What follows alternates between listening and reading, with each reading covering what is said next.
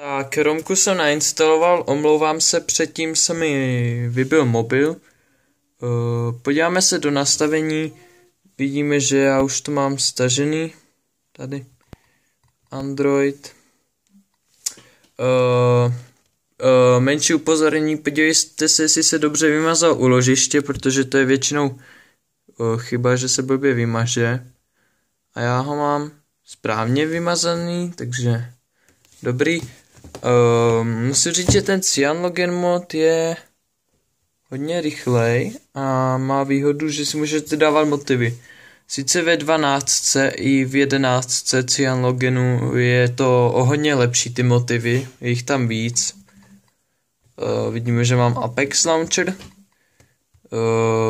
Chvíli bude trvat, než se aktualizuje Google Play, ale už se aktualizoval, tak je to dobrý. A to je asi všechno k tomu videu, jak si dát recovery a Romku do svého zařízení. Takže budu rád za like, můžete dát koment pod video a nebo odběr a u dalšího videa. Naschledanou.